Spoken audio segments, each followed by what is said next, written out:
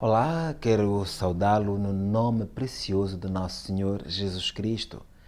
Vamos, neste momento, ler, estudar um pouco a Sua palavra e o título da nossa mensagem de hoje é Como Amar o Inimigo.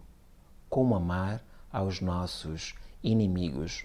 A base está em Mateus capítulo 5, versículos 43 a 48, que passo a ler antes mesmo de nós dirigirmos a Deus uma oração.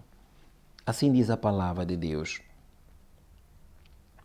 Ouvistes que foi dito, amai os vossos inimigos, bendizei os que vos maldizem, fazei bem aos que vos odeiam e orai pelos que vos maltratam e vos perseguem, para que sejais filhos do vosso Pai que está nos céus, porque faz que o seu sol se levante sobre bons e maus, e a chuva desça sobre justos e injustos.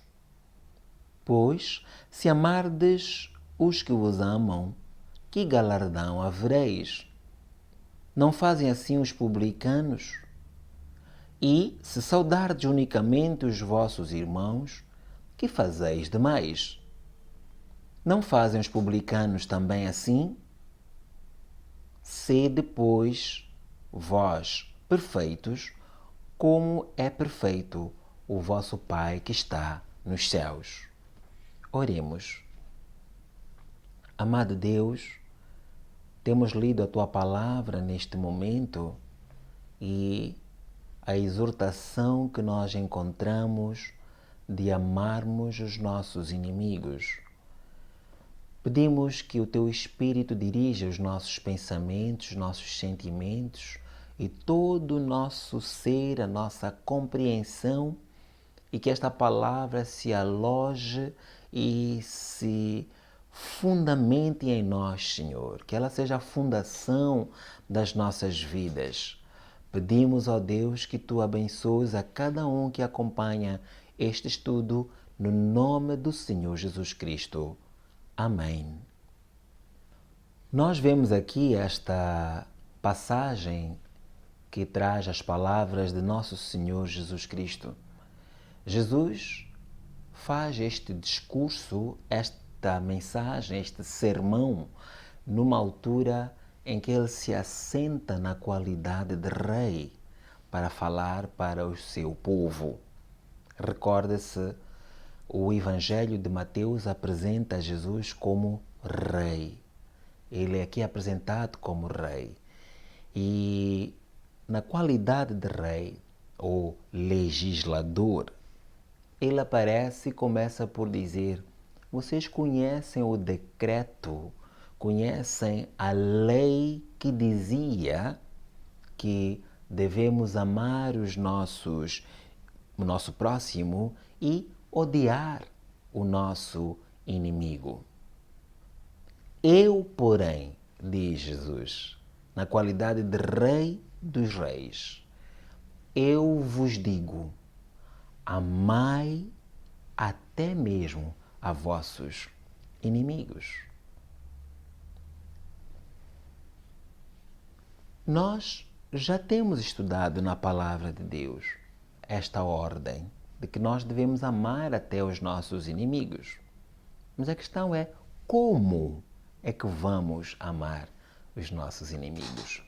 De que maneira devemos amar os nossos inimigos? Escusado é dizer que não é tarefa fácil. Não é fácil. Às vezes, até aos nossos amigos, pode ser difícil amar quando eles não se comportam da maneira como nós desejamos, quanto mais a nossos inimigos. Antes de vermos então como devemos amar os nossos inimigos, vejamos que ganhos há nisso? O que ganhamos em amar os nossos inimigos? Em primeiro lugar, é preciso nós sabermos que amar o nosso inimigo traz vantagens até para nós mesmos. Nós precisamos de soltar o transgressor, perdoar aquele que nos faz mal. Quando nós fazemos isso, nós ganhamos a nossa própria liberdade. Porque enquanto não perdoamos, enquanto nós odiamos, nós permanecemos numa jaula, permanecemos no cárcere, permanecemos na BO, para quem vive em Moçambique, em Maputo, na cadeia de máxima segurança. Essa jaula onde nós nos metemos a nós mesmos e ficamos lá engaiolados por falta de perdão, por falta de reconciliação. O ódio, a amargura, as guerras trazem uns tentáculos tão grandes que nos amarram e nos escravizam e nos avassalam. Tornamos-nos vassalos do ódio, da amargura. Quanto brilho você não tem perdido por falta de soltar aquela presa?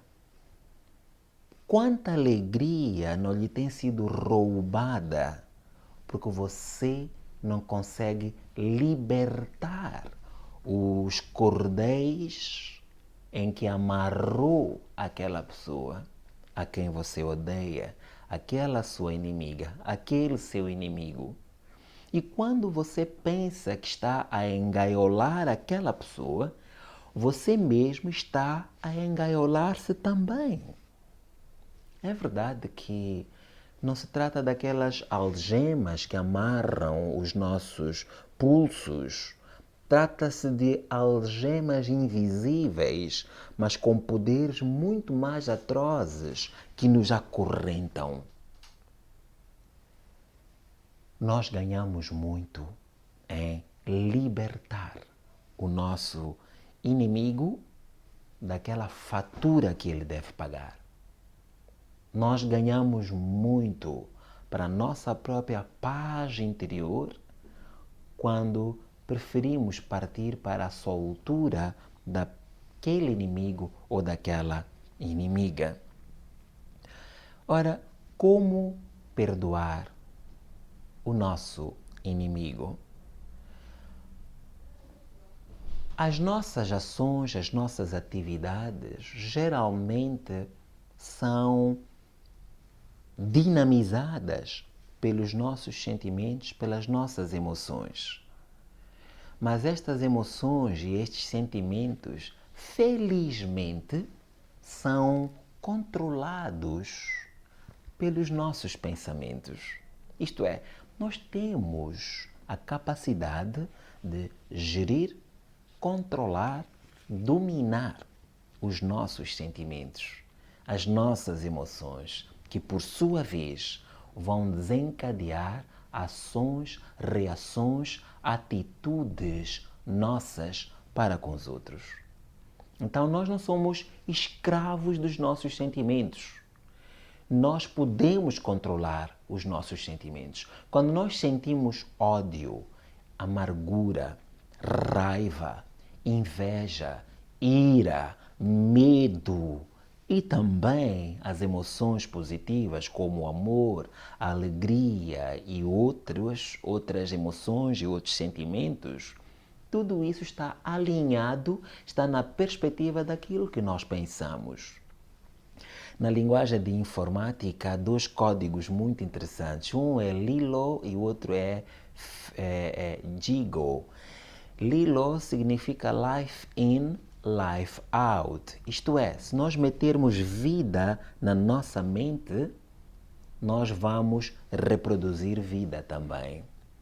Agora, digo significa garbage in, garbage out. Isto é, se metermos lixo na nossa cabeça, o resultado é que nós vamos trazer um output, um printout, uma impressão, uma expressão também de lixo. Nós só tiramos aquilo que nós introduzimos na nossa mente. A palavra de Deus diz de onde é que vêm as guerras e todas as inimizades e porfias e todos esses males e desentendimentos. Não vêm de diferenças políticas, não vêm de diferenças étnicas, não vêm de filosofias diferentes. Jesus Cristo disse, a Bíblia diz que isso tudo procede do coração do homem. Vem de dentro de nós. E Tiago, quando faz esta pergunta, de onde vêm as guerras e tudo mais, ele diz, porventura não vem de dentro de nós, onde nós estamos em guerras internas? Antes da guerra com o meu próximo, eu tenho guerra comigo mesmo, interior. Então, para que nós tenhamos ações, reações, comportamento, atitudes, palavras apropriados, é preciso que tenhamos sentimentos também coerentes. E estes sentimentos coerentes são provocados, são gerados, são criados por pensamentos sadios. É preciso termos pensamentos corretos. Portanto, primeiro, para amar o nosso inimigo, pense correto a respeito dele. Pense correto a respeito dele.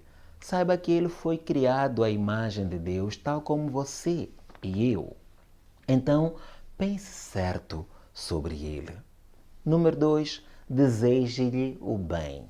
Já dissemos que se você pensar corretamente, há de começar a ter um sentimento correto também.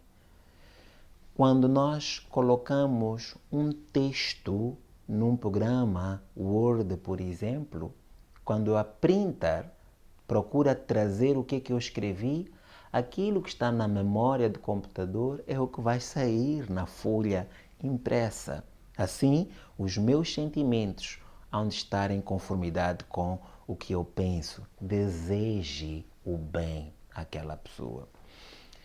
Eu sei que os seus sentimentos, as suas emoções poderão ter sido pisados, poderão ter sido recalcados e você pode estar magoado e ferido. Mas ofereça o perdão. Decida desejar bem àquela pessoa. No princípio você vai pensar, vai sentir como se estivesse a ser hipócrita. Mas faça isso em obediência à palavra de Deus. Certa vez os discípulos foram à pesca e pela manhã estavam cansados e Jesus apareceu e disse, então, vocês têm alguma coisa para comer? Eles disseram que não. Então lancem a rede. Eles disseram, Senhor, nós estivemos aqui a noite toda e não resultou em nada. Jesus disse, lancem a rede. Jesus estava a falar com pescadores formados, com experiência total, e o CV deles estava repleto de referências sobre a sua capacidade de pescar. E Jesus disse para eles, lancem a rede. E eles disseram assim, Senhor, é verdade que não deu certo, mas porque tu mandas, sob a tua palavra, nós vamos obedecer. E quando eles fizeram isso, eles tiveram uma pesca tão grande que até a rede estava a romper-se por terem obedecido a Cristo. Vamos obedecer ao Senhor.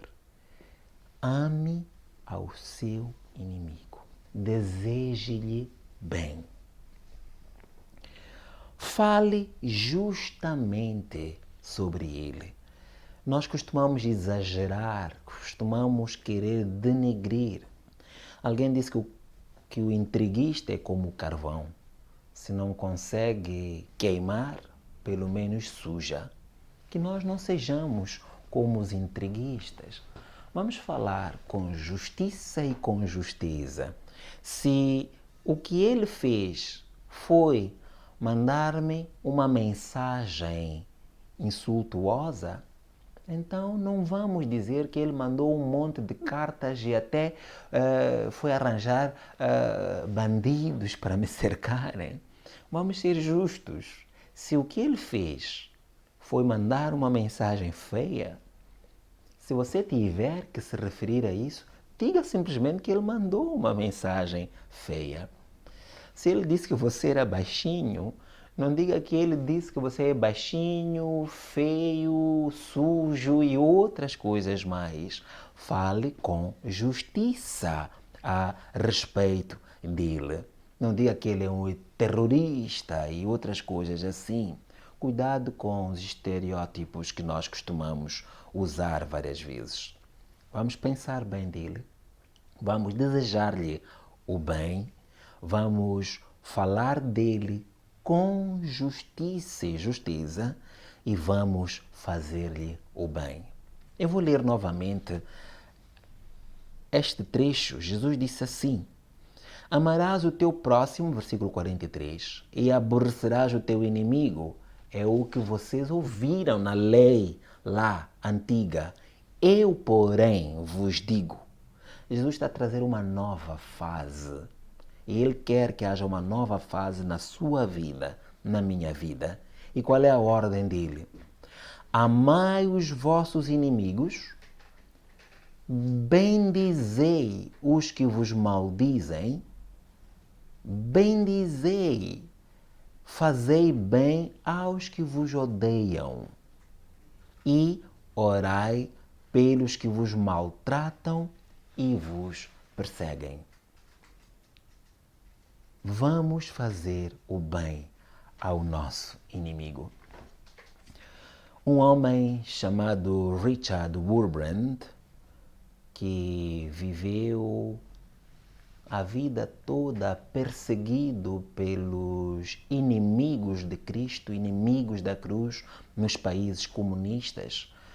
Ele foi preso, foi torturado e durante muitos anos a vida dele foi sempre essa. Tudo quanto diziam para ele naquela atrocidade da KGB e de outras nos países do leste, como a Romênia, a Bulgária, a Hungria, a ex-RDA, a Jugoslávia, a União Soviética, a China e outros países que abraçaram uma ideologia inimiga da cruz, inimiga da Bíblia, mandaram queimar milhares e milhares de cópias da Bíblia. Este homem recusou-se a ter ódio contra aqueles que o perseguiram. Ele continuava a amá-los e a anunciar-lhes que Jesus Cristo é a salvação, que Jesus Cristo os amava. E ele fazia isso na vida prática. Muitos dos que o maltrataram nas prisões, ele os amou e conseguiu mostrar-lhes o caminho da salvação e os abraçou até eles se transformarem em homens de Deus. Vamos fazer o bem àqueles que nos perseguem. Não é fácil, eu sei. Não é fácil. Mas é a ordem de Jesus.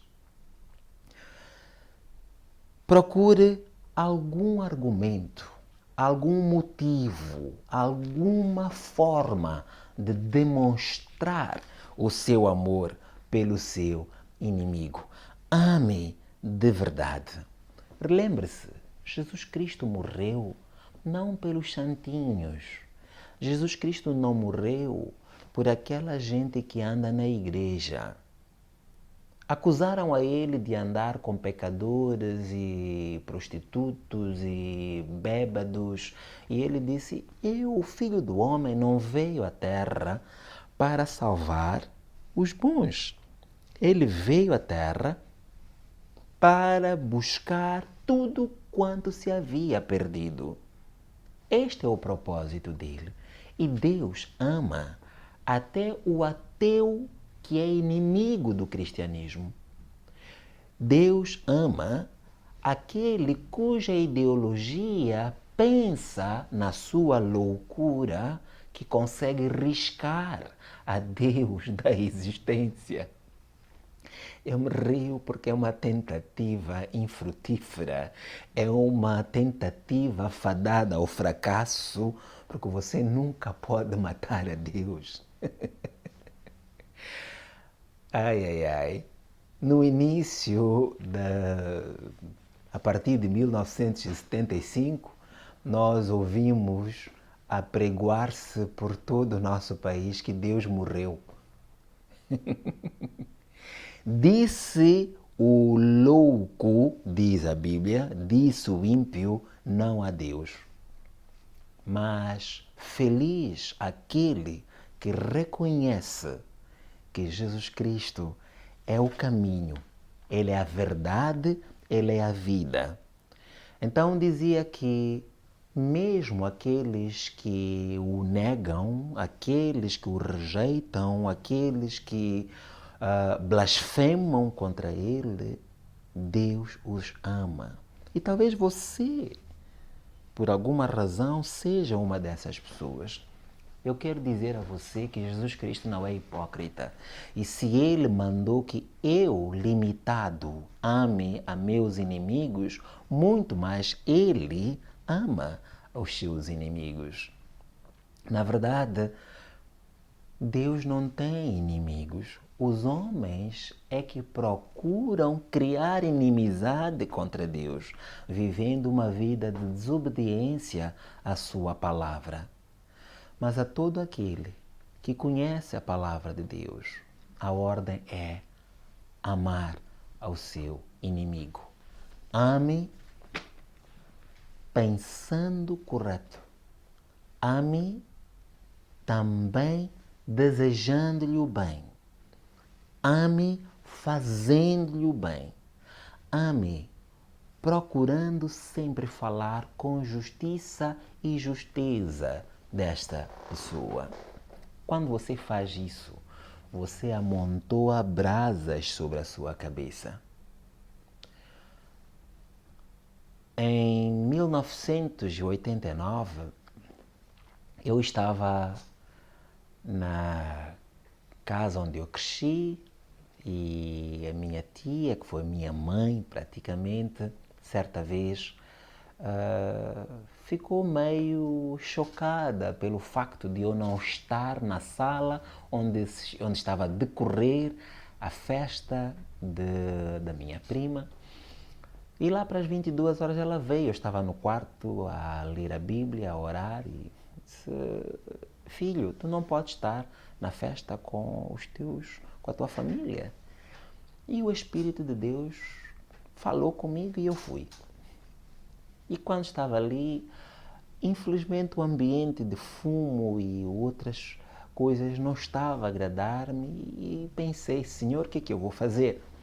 E Deus me deu uma ideia interessante de ir para a cozinha e lá lavar louça, roupa não, lavar louça. E eu comecei a lavar louça com muita alegria.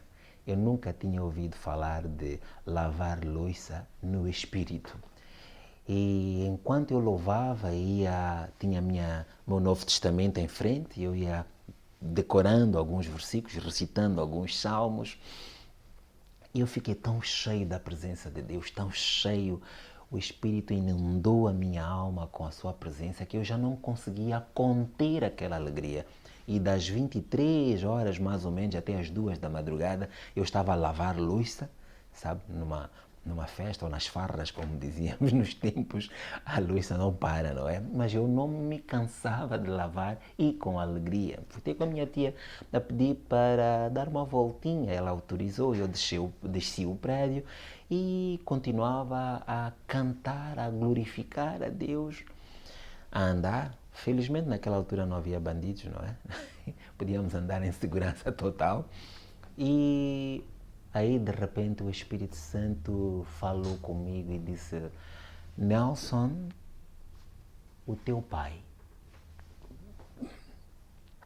Eu, dentro de mim, perguntei: meu pai, o que, Senhor?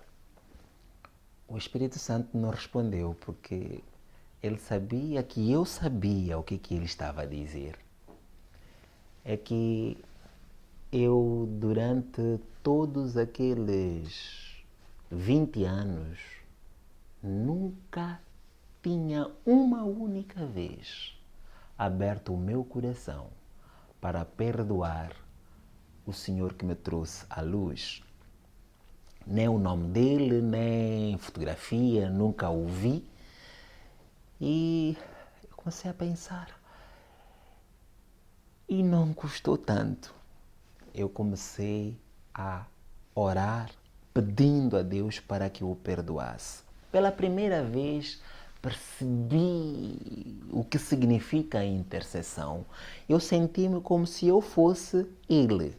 E comecei a pedir perdão a Deus por todos os seus erros e todos os seus pecados. Eu me identifiquei com Ele e clamei a misericórdia de Deus por Ele, como se a sentença pelos seus pecados fosse recair sobre mim. Amado irmão, o que eu lhe posso dizer é que algo como que um fardo com toneladas de peso foi arrancado dos meus ombros e eu perdoei o meu pai e na minha imaginação eu o abracei, eu o amei, eu o perdoei e experimentei uma paz indizível, uma paz indescritível, uma paz que ninguém pode explicar. Acho que é exatamente o que Jesus disse: a paz que eu vos dou, o mundo não a pode dar. Experimentei essa paz e senti Deus tão presente e eu estava a andar enquanto eu me tinha perdido completamente, quase que nem tinha consciência de que estava na estrada. Eu estava numa felicidade profunda na comunhão com Deus. E de aquele dia em diante, passei a viver e a experimentar o poder do perdão, o valor que traz para as nossas vidas quando nós amamos até mesmo a nossos inimigos e aqueles que não nos querem bem. Mais de 10 ou 15 anos depois, vim a saber que ele faleceu lá em Portugal, mas nunca mais o vi. Porém, eu fiquei livre de qualquer ressentimento, de qualquer amargura, de qualquer ódio.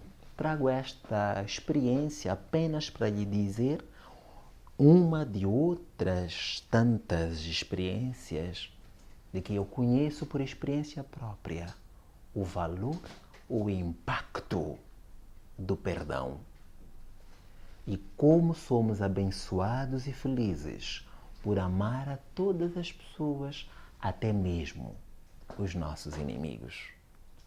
Faça essa decisão e você verá o como Deus vai ser glorificado e você vai ser abençoado e grandes transformações você fará na sociedade.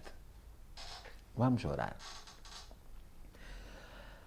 Amado Deus, nós ouvimos a Tua palavra neste momento e a Tua palavra diz que só se nós perdoarmos de verdade é que Tu também nos vais perdoar.